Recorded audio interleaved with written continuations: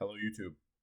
I'm back again, Gabe from the Spinecrackers podcast. True to my word, although a little even less frequent than I planned. So be ready for more from me. This video, it's February, a couple days into February, the 4th, as I record this. And I wanted to go through what I read in the month of January. Now, a couple of these will be books for the podcast, and most of them are not. And then I want to preview the first couple books that I plan on reading this month. One of them I'm already almost done with. I was out of town for a conference in the lovely state of South Carolina for work, so I'm got a bit behind on these videos and whatever. Here I am. So it was a month of interesting reads. Campus novels were the theme of the month for whatever reason, apparently, as well as some comedies and some classics, I suppose. So we'll just start. This will be the order that I read them in. So the first one is Nicholson Baker's Vox. Now, this is already an episode for the podcast, which has been released. So you can go check that out. The link for that will be below Spinecrackers podcast. And if you like it and or these videos and want them to keep happening, patreon.com/spinecrackers, as little as $2 a month, get you the Discord, get you the full episodes, etc. That link will also be below. So if you want full thoughts on this, you can listen to the episode. I recommend it. It's a fun episode because it was our first erotic novel that we ever read for the podcast. And it's just fascinating to see Baker, who we did another episode on, The Mezzanine, another of his novels, exploring this underexplored terrain for most sort of quote unquote serious novelists doing erotic work. You have your D.H. Lawrence, perhaps, or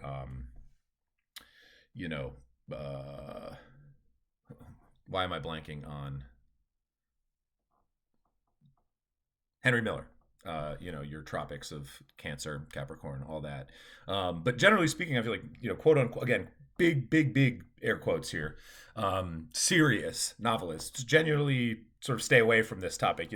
Sex is, I think, notoriously difficult to write about well without sort of defaulting into cringe and just weird language. Baker does a marvelous job of avoiding those pitfalls in this. Sorry for the lighting. This is my life. This is my computer. This is my camera. Sorry.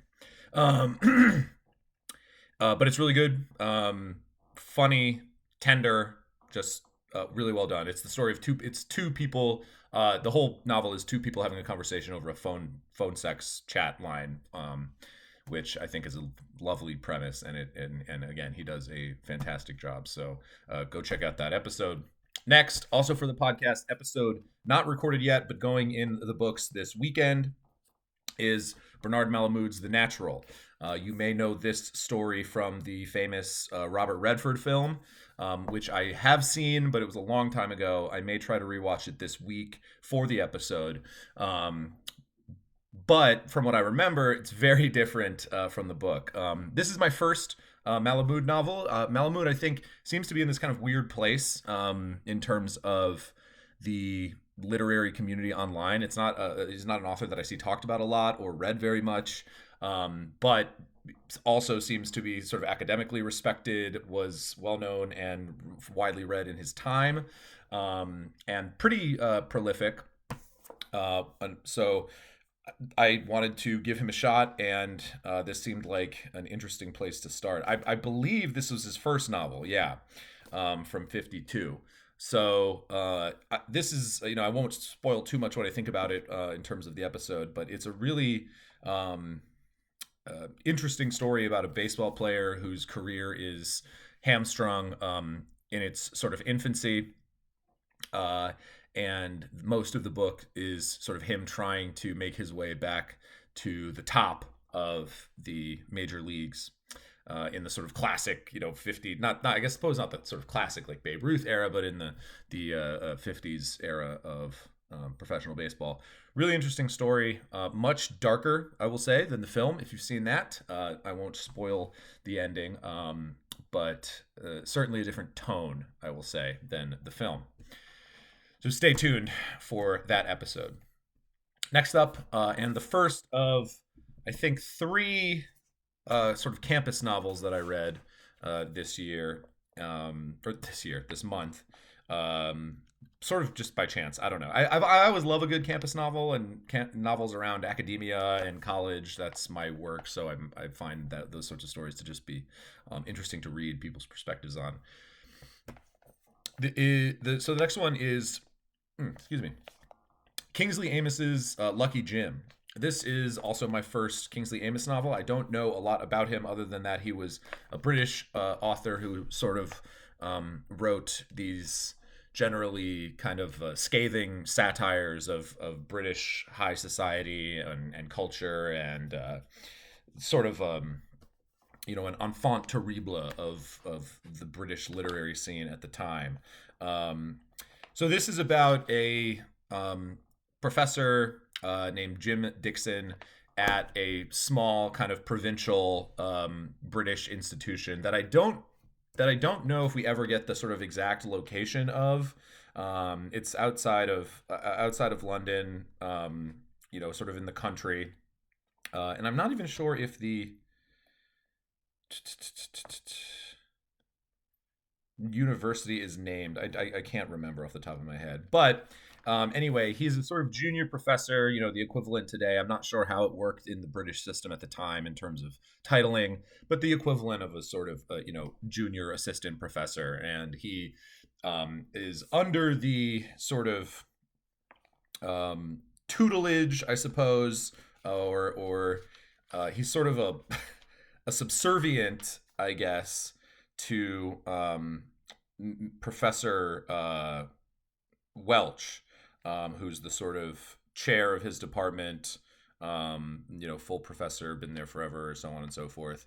And he hates his job. He sort of is someone who fell into academia because he was unsuited for any other type of work, didn't really know what to do with his life outside of education, which resonates with me. Very similar sort of life trajectory on the face of it, I suppose. Except he hates his job and I love my job. But he, it feels himself to be an intellectual fraud. He thinks the entire sort of endeavor of, publishing and research is sort of phony and stupid on the face of it, and it's just a bunch of claptrap that obviously nobody reads and ultimately doesn't really mean much. The part about nobody reading any of your work as an academic, by the way, is very true. Whether or not it's meaningful is a personal question, I suppose. But it's essentially the story of a number of kind of follies that he falls into, including, there's a scene where he's invited to Welch's house for a party, and Welch is this sort of old school, sort of absent-minded professor, archetype, and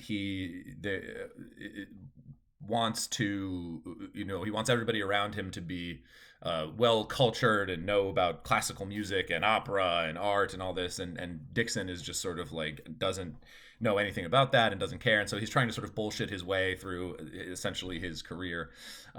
So there's a lot of funny sort of scenes where he falls asleep drunk at his boss's house, essentially staying overnight, and like burns their fancy bed sheets in the room with a lit cigarette that he didn't put out, and he tries to hide the evidence. He's asked to deliver a lecture. This is the sort of denouement of the book, where he finally gives this lecture on sort of merry old England to a society of visiting professors, local notables, and so on and so forth. And he gets drunk before he does it, and hilarity sort of ensues. And then there's this sort of romance story where he falls in love with Christine, who is the sort of artsy, Brooklyn hipster free girlfriend of his professor's son, which obviously causes some tension. It's funny. It's a quick novel. It's well paced. I think this is a situation where the sort of bites that Amos takes at British academic culture at the time probably aren't gonna hit most readers today as like particularly incisive or new. But at the time, I could certainly see this being something that people were sort of oh, scandalous. You know, he's saying what everyone thinks about British academia, but no one is willing to say. This, I think, is a early '50s original publication, '54. So, funny novel, good sort of campus vibes, which I always appreciate, and um, yeah, I enjoyed it. You know, it was a nice, quick little read. Um, I will be doing, by the way, for every book that I'm going to be talking about from here on out, my plan is to do a brief, but longer than what I'm saying here, obviously, review for the Spinecrackers Patreon, which again will be linked below. We're trying to have some more regular additional content up over there. So if you want to hear my full thoughts on Lucky Jim, head over there. Okay, next up is the first sort of big book, I suppose, that I read this year. Now, I'm not going to get into the definition of what is a big novel and what sort of is the page cutoff, but this is Theodore Dreiser's The Financier. So it's reasonably thick. I think it's about almost exactly 500 pages, and this is the story of the first chunk of the life of Frank Cowperwood. Now, this book technically is part of a trilogy, the second volume of which is called The Titan, which picks up where this leaves off. And the third novel in the trilogy is called, I believe, The Stoic, which was, I think, Dreiser's last novel. Certainly, it might have even been published after he died, much later than these two. This novel was published originally in 1912, and then the Titan followed relatively shortly after, maybe the late 19 teens, early 1920s, I want to say. And then the Stoic wasn't until the 50s, so much later. And this is as I said, the story of Frank Cowperwood's life.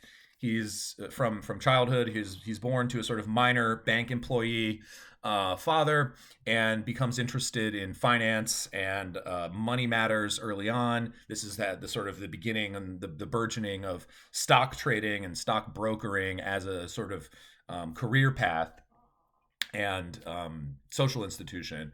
And Cowperwood becomes involved in the banking industry, in finance, in money managing, things like that, after a number of earlier careers, sort of doing books for local businessmen in Philadelphia, is where the novel takes place. And he sort of, through wheeling and dealing and betrayal and sneaky, financial manipulation, he becomes very wealthy. He starts his own, brokerage firm, or house, I suppose, maybe is the term for it. And he gets involved in local sort of corrupt politics in Philadelphia through the city treasurer. They get in a bit over their head. Then the markets collapse, and he has to sort of attempt to save his business through working with other local rich guys, politicians, businessmen, people like that, and trying to save himself from going under. I won't fully spoil it, but he does ultimately go under, and then has to ultimately he goes to prison, and he gets out, and he's trying to sort of rebuild his reputation. One of the reasons he ultimately winds up in prison is that he starts having an affair. He's married to a woman whose name is escaping me. A lot of characters in this book. Some of them more important than others. But his wife, who he sort of, falls in love with at a young age. They get married, they have children. Their relationship kind of goes south, and he falls in love with the daughter of one of the local businessmen that he's working with to try to kind of save his own business and reputation. And that goes poorly. Her father finds out that she's having an affair with a married man, and her father then sort of engages in some machinations to ruin Cowperwood. So this is sort of a an interesting one, and again, I'll give my full thoughts in the Patreon review. But it's this very sort of early example of literary naturalism and this sort of attempt to capture the kind of nitty gritty, true realities of American society down in the trenches, in the streets, in the stock exchange. Sort of in the tradition of something like uh, the history of Standard Oil, who the author of which is escaping me already, or the Jungle, Upton Sinclair. These sort of exposés of American various sorts of American industries, and it works on that level. Dreiser's writing is sort of famously verbose, plotting, I suppose, not particularly like enjoyable to read on a sentence to sentence basis. And that's sort of a trope, I think, in American literary studies about Dreiser specifically. But there are a few really, really beautiful passages and lines. Um, and he's again in that sort of tradition of naturalism. He's sort of bringing in this kind of almost evolutionary mentality about the drive for success under capitalism and survival of the fittest and all that. And there's a few kind of asides, particularly at the beginning and the end, where he's sort of explicitly linking, advances in scientific and evolutionary theory with the sort of mindset of this kind of ruthless capitalist in the figure of Frank Cowperwood. Um, so again, I'll talk more about this in my full review. But long story short, um, glad I read it. Don't think I will again, and I'm on the fence about continuing with the trilogy, the Titan and the Stoic. From what I understand, those are both generally considered to be significantly worse than this in a number of ways.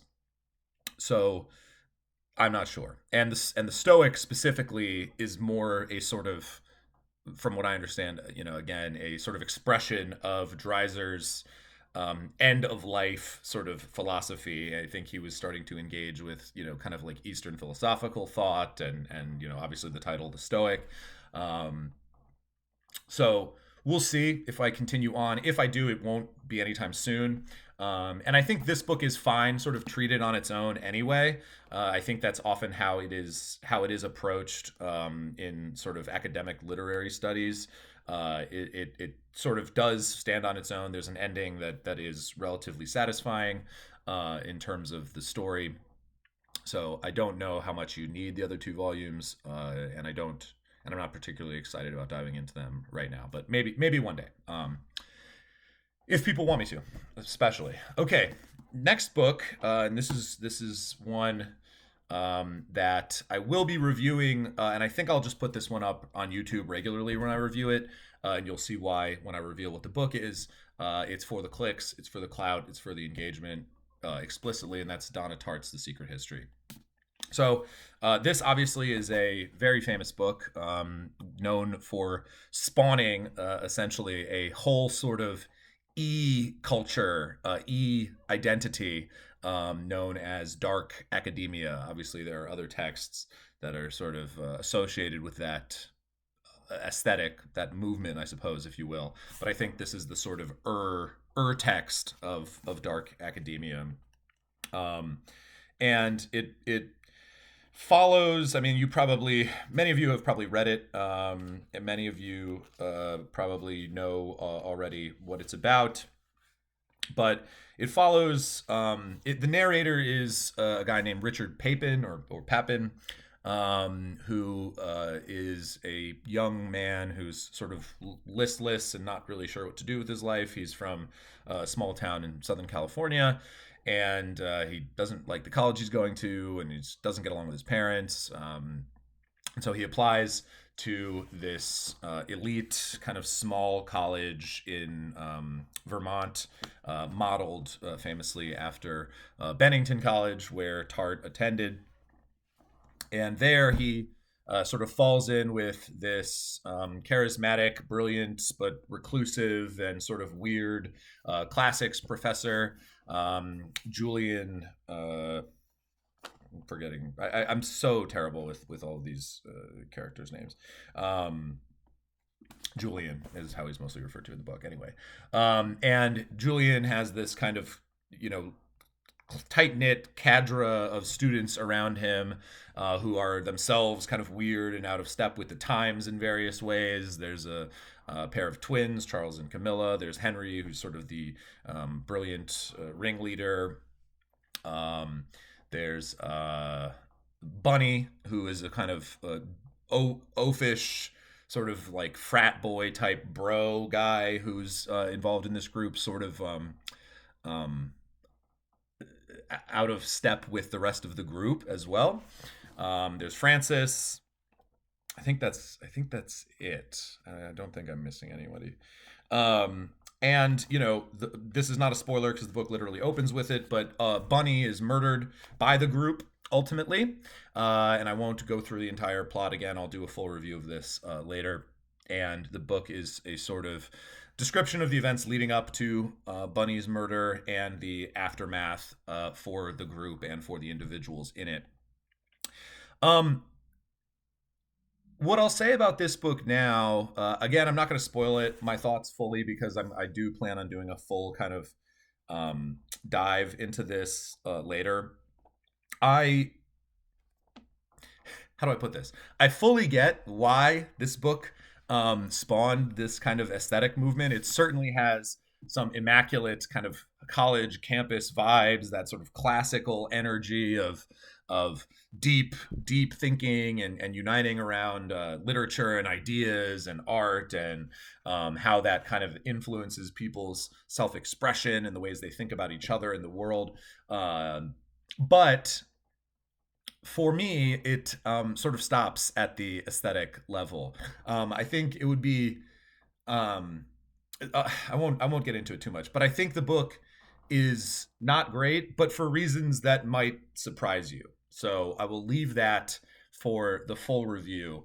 But suffice it to say that the lack of intellectual seriousness that I think is reflected in the movement that this spawned exists in the book as well. I'll leave it at that for now. Okay, so the next book that I read, and this is a little bit of a prefatory note here. So one of the things that I'm doing now is on Patreon, I'm going to be putting up polls for the patrons of the Spinecrackers podcast to choose the next book I read. So I'll put up 3 books, and you can vote if you are a member of the Patreon for what book you want me to read and review for the Patreon. So the 3 choices that I gave for this first poll were Henry James's Washington Square, Dave Eggers' A Hologram for the King, and the choices are essentially just books that I have laying around that I haven't read yet. And I picked 3 randomly. There's not a lot of rhyme or reason. And Nabokov's Pnin. The voters on the Patreon, and I accepted some Discord votes, but hopefully no one double voted. But I don't think it would have mattered in this case because Pnin won by a landslide, more or less. So that's what I read. And this is another campus novel, like Secret History and Lucky Jim. This one being about the sort of bumbling, tragic hero of Timofey Pnin, who is a Russian emigre to the United States, who wound up, teaching a Russian class, Russian language class at a small American college. And the story is just sort of about his life at the college. And he's sort of viewed as kind of this eccentric kind of goofball by his colleagues. They make fun of his accent and his sort of Paninisms in kind of his broken English and his strange kind of mannerisms just interpersonally. And it's this really beautiful kind of small story about this guy's life. And I won't spoil how it ends. I suppose I'll talk about it more in the full review on the Patreon. which hopefully I'll get up this week. Uh, but it's funny and it's sad, and there's a lot of these really kind of tender moments between him and he has this very manipulative ex-wife who, back in France where they were living for a time, left him for another man, then came back and sort of manipulated him into helping get her to America, only to leave him again for the same guy. And then she shows up and sort of manipulates him again into giving money to their son, who is himself off at a sort of boarding school for boys. And the son comes to visit. And there's just all of these really like bittersweet, sad, funny moments throughout the novel. And it's just a lovely kind of character study in the context of a college campus, which I'm always going to be on board for. Um, yeah, I'll talk about this more in the review. Pnin, Nabokov. Now, uh, I because of my infinite generosity and love for the Patreon patrons of the Spine Crackers podcast and enjoyers of my content, our content generally, I also read Washington Square because this was the only other one that got votes. Sorry, Dave. I do want to read this because I liked Dave Eggers when I was younger, and I kind of just want to see what his vibe is these days. It's been a long time since I've read any of his work. I mean, this is not a particularly new book. This is from 2012, but um, I read, Heartbreaking Work of Staggering Genius, I think, when I was younger, and obviously that's a book that a lot of people love when they're younger. And I kind of wanted to just revisit him, so I'll probably read this at some point soon, anyway. But the one I did read was Washington Square by Henry James. This is the story of Catherine Sloper, who is a sort of young woman in early sort of developing New York City society. Her father is a wealthy doctor, and she's not a particularly attractive sort of social match. Her social skills are not amazing, and the only thing that she has sort of going for her is her family's money. She has some money from her mother's side, who died when she was young, and then her father has made a lot of money as a doctor as well. And so this is basically the story of her and her father and one of her suitors, Morris Townsend. And Morris is himself kind of a fuck up. He's sort of he came from a fine like a decent enough family, had some money in inheritance, and kind of like squandered it traveling around the world, being this kind of wild child person. And he's come back to America, and she meets him at a party, a sort of wedding party for one of his cousins, and he sort of expresses feelings for her, and they have this kind of courtship.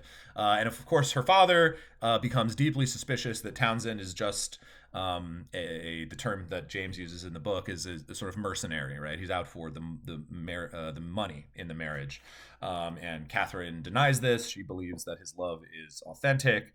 And it's just the story is the sort of back and forth between her and her father and Morris, and then Mrs. Penniman, who is her aunt, who lives with them after she became a widow, who she's just Penniman is just messy. She just loves drama, and so she's trying to constantly sort of stir up the romantic feelings between Catherine and Morris, and she acts as this kind of sneaky between them.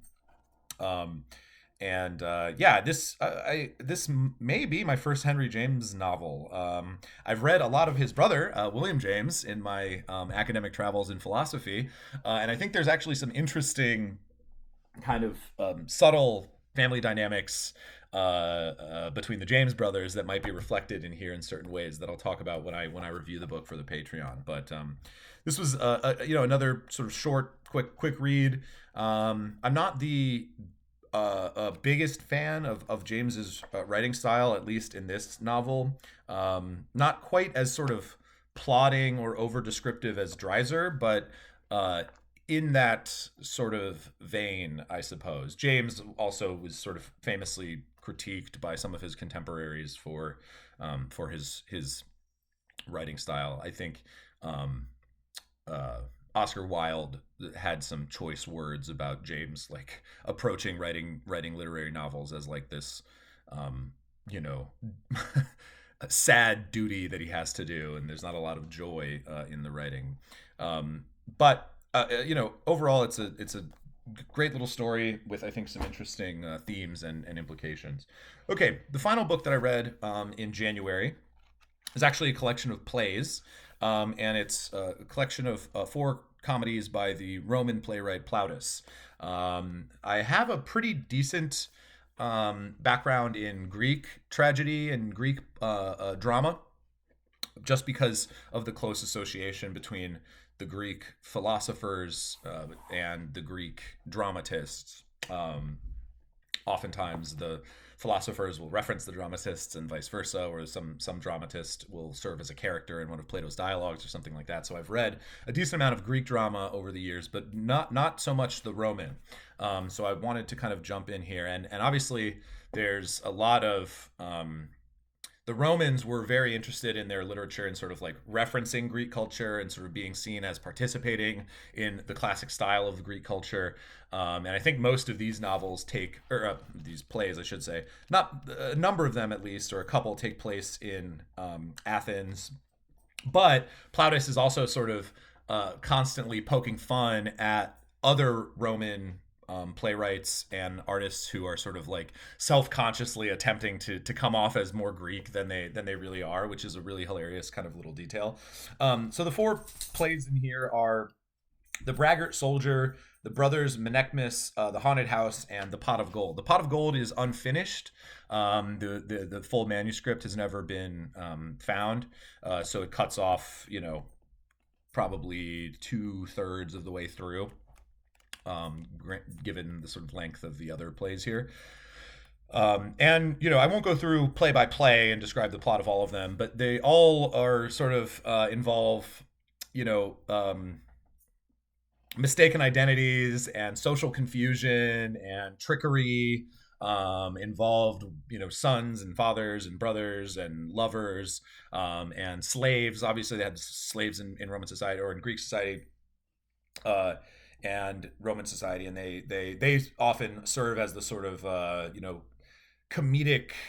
Oftentimes, they're the sort of opening narrator, and they also often serve as the kind of tricksters in the play, the sort of trickster character. And these are very funny in a lot of cases. There's a lot of just funny moments, funny lines of dialogue. The translation here, which is done by Eric Segal, is sublime. He really captures the spirit, some of the rhyme and sort of rhythm of what I imagine is in the original Latin in English really, really well. Obviously, the Oxford's World's Classics series often, more often than not, does a exemplary job of having explanatory notes, translation notes, things like that, and this is no exception. So that really enhances for me the enjoyment of these with that additional context from Segal. There are moments in these plays that are off-putting in ways that specifically around sex and gender and sexism, not in a way that's like looking back and sort of like from our standards today this would be sexist or problematic or whatever, but like even then I think some of this stuff would have been a little bit like, Jesus, dude, like did he really say that? And Segal signals to that in some of the explanatory notes at the end in a couple cases. So there's definitely a few moments in here that are like, whoa, dude, that's a little much. In terms of the treatment of some of the female characters or some of the asides and the lines. But overall, just like really funny, really brilliant, and like setting up some of these tropes, these comedic tropes that really you can see as a foundation for a lot of Western comedy going forward through Shakespeare, through the modern day. So it was really fascinating to see that, and I hope to read some more of this type of stuff going forward this year. If anyone has any recommendations, Roman era or even lesser known Greek era drama or literature of any kind, let me know in the comments because this was really, really enjoyable. Okay, and I'll be reviewing that also for the Patreon. So that's everything I read in January. I just want to briefly do a bit of what I'm planning to read early on in February. The first book that I'm almost done with, this is, I'll be quick with this because it's going to be boring for 99% of you, is this collection of essays, Utility and Rights, edited by R.G. Frey. This is a collection of essays dealing with what was, at the time this book came out, which is like the mid 80s, a very hot debate, which is, are moral theories that utilize some conception of rights compatible with utilitarianism, which was the dominant theory sort of in moral philosophy at that time, and rights theories as they were sort of emerging, and as we see rights discussed in things like the UN Declaration or various other sorts of governmental documents, don't really appeal to this concept of utility in the way that utilitarianism classically uses it. So this book is a number of essays attempting to either bridge that divide, argue that the divide is unbridgeable, so on and so forth. So I'm reading this for a paper that I'm working on for my job, and yeah, some of them are better than others, but for 99% of people, it's just going to be like obscure internecine bullshit. The other one, I'm showing this one not because I'm 100% going to read it next, but because I brought it with me on my trip, planning to start it if I finished the Utility and Rights book. I didn't get to it, but I'm interested in reading this, and this will probably be one of the options on the next Patreon poll. And it's Mrs. Palfrey at the Claremont by Elizabeth Taylor. Now, I know nothing about Elizabeth Taylor other than that she was a British novelist, because I'm a swine and the only Elizabeth Taylor I know is the actress, or until this. But you know the policy: monkey see, monkey NYRB, classics. If I see one of these, I pick it up and I try to read it at some point. So the covers, man, they just get me every damn time. They're just so clean. So don't know what it's about. Don't know anything about Elizabeth Taylor's career, but want to read it. There it is. Okay, so that's what I read in January, and a couple things that I'm reading and hope to read in February. I will do another one of these at the end of the month. And if you want to stay in what I'm going to be reading in February, again, join the Patreon. You can vote in the polls.